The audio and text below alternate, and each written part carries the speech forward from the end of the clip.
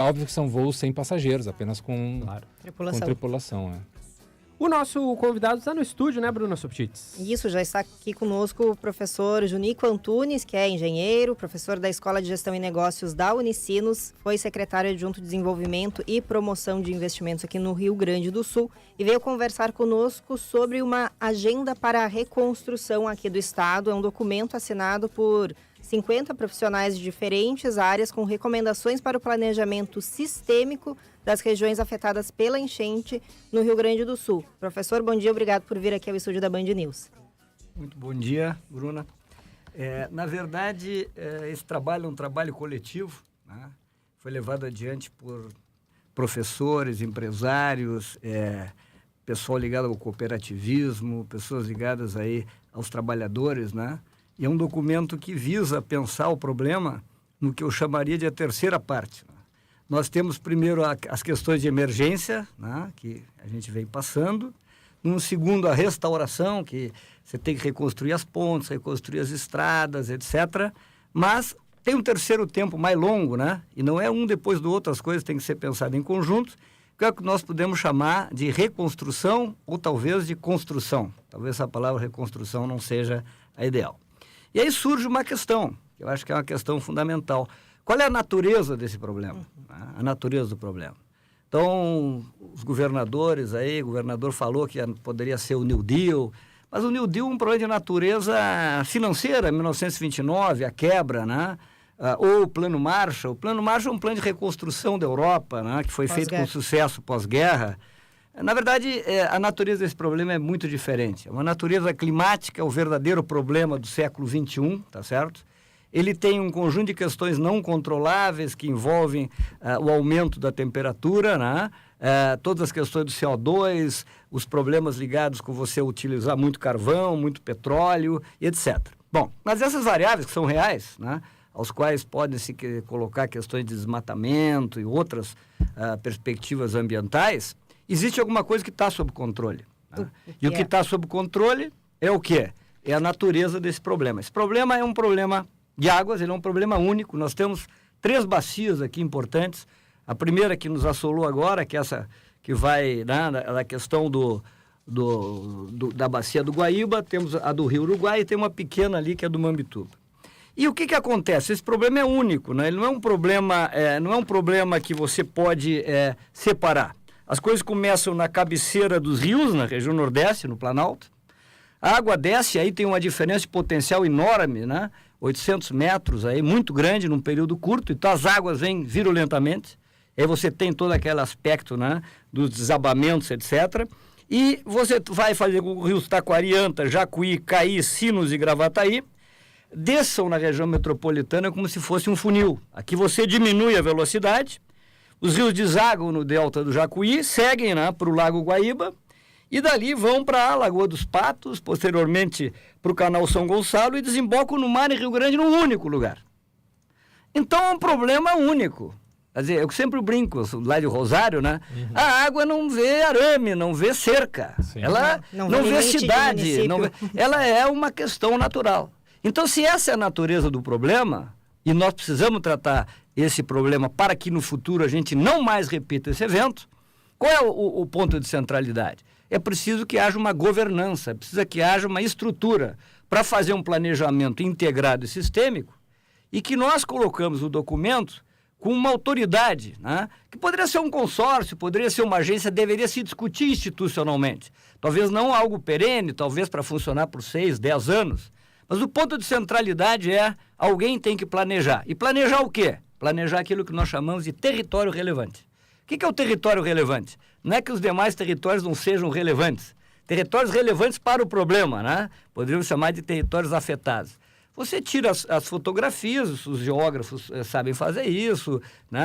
As pessoas que tratam com as questões hídricas e verifica aonde o fenômeno foi. E você dá um coeficiente de segurança e vai tratar desse tema de maneira geral. Esse pensamento de médio e longo prazo é um pensamento que, do nosso ponto de vista, só vai acontecer se tiver uma estratégia clara de desenvolvimento regional, de desenvolvimento das águas, porque as águas não são problemas, evidentemente, e se tiver uma clara estrutura de governança que possa estabelecer as classes de problemas a serem tratadas de maneira integrada e sistêmica, com profissionais dos mais variados tipos, nacionais e internacionais, com conhecimento objetivo de causa. Portanto, não se trata de política partidária, se trata do debate da política pública necessária para que a gente possa fazer uma nova história do Rio Grande do Sul, levando em consideração as questões ambientais e da água que nos assolam. Isso, trazendo aqui para o documento, eu estou com ele aqui em mãos, depois você até pode indicar, se o pessoal tiver interesse, onde é que pode acessá-lo, mas falando dessa ideia de que nós temos essas 3 grandes bacias hidrográficas, elas se comunicam e é importante, então, essa ideia de um tratamento do território relevante no entorno destas bacias, né? E isso extrapola os limites municipais, é por isso que a gente está falando aí de uma governança integrada. Como é que, você até explicou, né, isso pode se dar num consórcio ou numa agência que regule isso, né? Como é que vocês pretendem levar essa recomendação adiante aos gestores? Imagino que aí, nesse caso, é o governo estadual, mas é importante que as prefeituras também tenham condição de dialogar entre si, porque não basta um município olhar e pensar, bom, aqui a água chega até tal altura, eu vou fazer um dique de contenção para que ela não entre na minha cidade, mas e a cidade do lado estando desprotegida acaba impactando também. Então, por isso, essa ideia de um planejamento regionalizado a partir das bacias, correto? Sim, eu diria que a participação de governos, o documento foi escrito pela sociedade civil para promover o debate, né? Então, isso envolve a necessidade do governo federal, do governo estadual, do governo municipal, né? Porque os partidos mudam, mas o problema fica. Sim.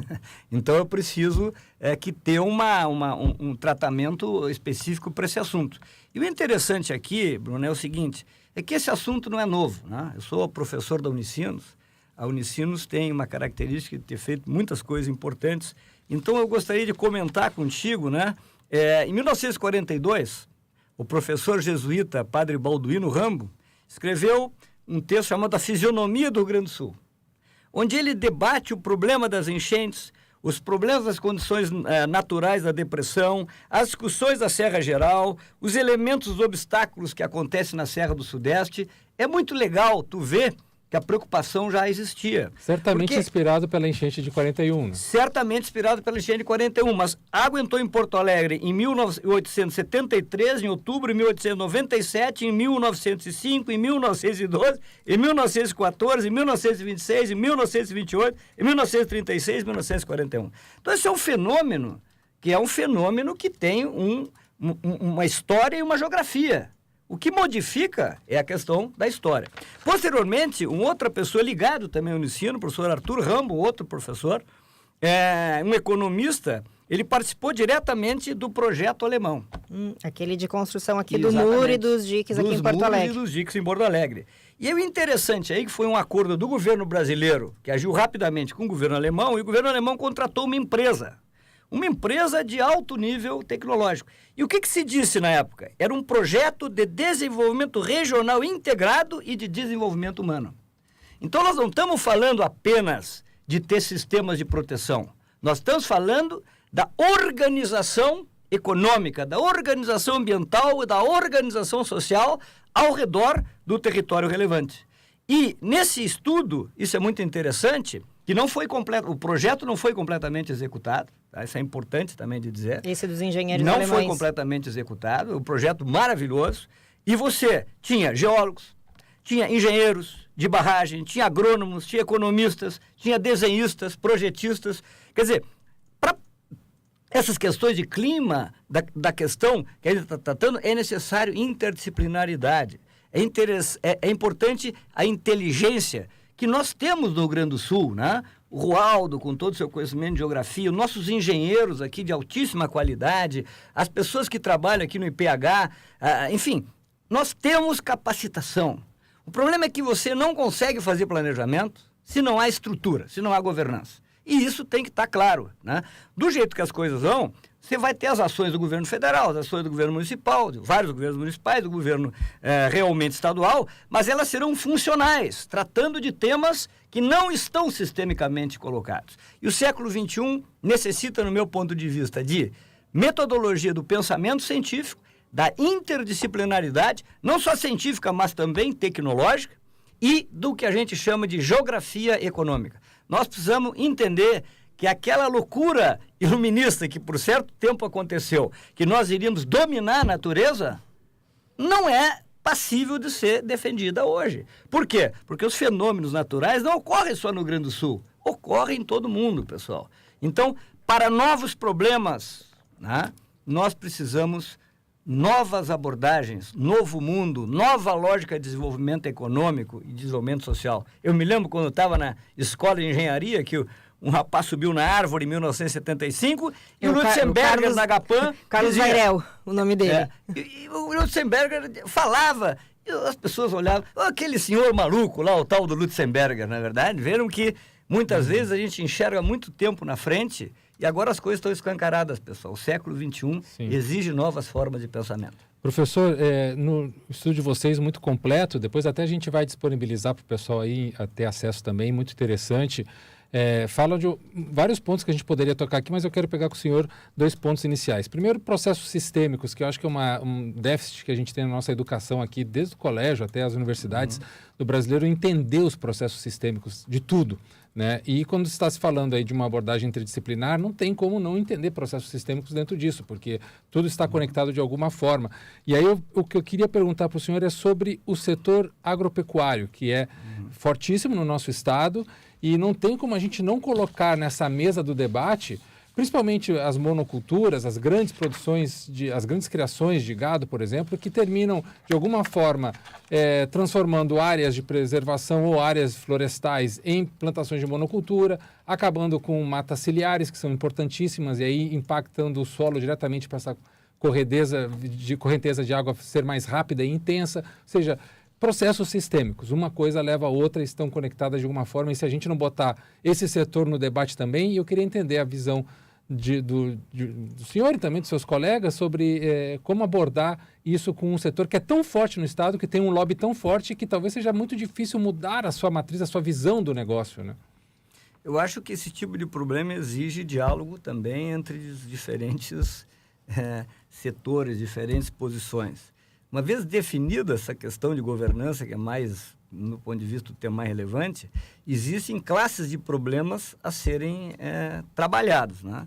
A gente está fazendo agora uma conversa mais sobre esse assunto. E um deles é a recuperação dos solos agriculturáveis. Quer dizer, é preciso perceber que essa enchente, ela acabou com muitas coisas de solos também. Sim. E tem que ser tratados. Além dos problemas de causa raiz que tu defende, nós temos que reconstruir a discussão de solo. O que entra nisso? Tem que ter um mapeamento histórico da vazão dos cursos d'água, para fins de planejar. Tu tem que verificar os índices de infiltração recentemente ocorridos na área de exploração de agropecuária, definição desses parâmetros de índice de infiltração de águas pluviais, né, para definir áreas de exploração agropecuárias e definição de recuperação e conservação de solos a serem implantados em áreas de exploração. Então, na verdade, esse problema é um problema que também tem que ser planejado fortemente nesse processo de reconstrução. E as questões das causas raízes, né, que tu está levantando aqui, aspectos aí da questão de florestas, as questões de monocultura, são temas a serem também discutidos, né, porque aí você vai entrar num outro campo, que é o problema das causas raízes. E a gente tem que trazer todos os atores, né, para dentro do processo. Como a gente tem alguma ligação com a agricultura, eu te diria o seguinte: a agricultura, ela tem 2 elementos fundamentais para dar certo. O primeiro é o solo, você tratar bem o solo, é o mais importante. E o segundo é a irrigação, que a coisa depende da água, né? Então, toda essa região que foi alagada, aí de Pelotas, São Lourenço, é a região de produção de arroz, né? É a região onde você tem 70% da produção de arroz. E a água é muito bem-vinda, e agora também começa a se discutir como fazer a irrigação da soja. Mas o tema do solo é um tema de centralidade nesse debate e, sem dúvida nenhuma, tem que vir para cima da mesa para a gente conversar. Professor, foi falado aqui, o documento ele é a data de maio, né? Então, vocês Exato. Ainda, não no auge, mas acho que ali, enquanto a gente ainda enfrentava a enchente, Porto Alegre ainda tinha muitas ruas tomadas pelas águas e o sul do estado recebendo, né, todo esse volume que vinha da região metropolitana, né? Mas que nasce lá, como você disse, tudo nasce, a natureza do problema está lá. É anterior ao que a gente acaba vendo como efeito, né? Mas esse documento ele foi muito célere ali na data de elaboração e apresentação dessa proposta. O que vocês conseguiram já avançar em relação a publicizar isso, como a gente tem feito, está fazendo agora, mas também levar governantes, conseguir alguma agenda para diálogo, porque a gente vê, começou aqui em Porto Alegre, mas o Estado também primeiro buscaram referências fora do país, sabendo que a gente tem produção de qualidade científica aqui no Rio Grande do Sul, aqui em Porto Alegre. O senhor citou o IPH, mas também as demais, o IPH ligado à Universidade Federal, mas temos outras universidades também com muita capacidade de produção e também de apresentação de caminhos a serem seguidos, né? Como é que tem sido, então, esse avanço num diálogo com os governos, que são os atores que vão implementar, de fato, medidas como essas ou outras que precisam ser implementadas para a gente estarmos melhor preparados para eventos assim, porque eles irão acontecer novamente? Bom, em primeiro lugar, eu gostaria de te dizer que as experiências internacionais são fundamentais. Perfeito. O Tennessee Valley Authority, o TVA, é a origem das coisas que a gente está pensando aqui, quer dizer, porque tem experiências internacionais. O que é esse TVA? É uma autoridade que, no Vale do Tennessee, para reconstrução de questões econômicas, planejamento regional, etc. Perfeito. Então, e você tem exemplos importantes da Holanda, da Alemanha, etc. Evidentemente que isso tem que ser olhado, mas nós temos capacitação no Rio Grande do Sul e no Brasil, que foi muito solidário conosco, que tem capacidade, tranquilamente, de fazer um aporte fundamental de conhecimento, de escopar os problemas e tratá-los, tá certo? Então, isso é muito relevante. O que a gente fez é o seguinte: como não é um documento partidário, é um documento que a gente levou a todo mundo, quer dizer, e já começa a aparecer algum debate social bem interessante, que as pessoas começam a falar sobre esse tema. Por quê? Porque a gente precisa, num primeiro momento, colocar ideias, né? Bom, eventualmente essa não é a melhor ideia, mas essa é uma ideia que tem o suficiente natureza de cunho, digamos, estratégico, né? A estratégia precede a estrutura, eu monto uma estratégia de desenvolvimento, eu monto a estrutura e depois vou discutir os processos. O que eu não posso é só ter soluções locais, porque senão os eventos vão se repetir, né? Aí depois sim, aí você vem com as questões importantes. São, do nosso ponto de vista, 6 tipos de problema: a formulação do planejamento sistêmico, o zoneamento agroflorestal e industrial, né? O primeiro grande tema, a institucionalização disso. A segunda classe de problemas é a formulação do plano global do sistema de proteção de inundação, quer dizer, porque nem tudo vai poder ser protegido. Então, se você quer continuar no Humaitá, que a gente quer lá até para ver o Grêmio jogar, tá certo? Nós precisamos ter que as pessoas tenham segurança lá. Então, tem que refazer todo o projeto de inundação, mas também nas cidades alemãs, também nas cidades italianas. Quer dizer, esse é o segundo ponto importante. O terceiro ponto é uma elaboração de um plano global resiliente de infraestrutura. Quer dizer, quando acontecer isso, por onde nós vamos sair, quais são as características logísticas que nós vamos ter dentro do processo.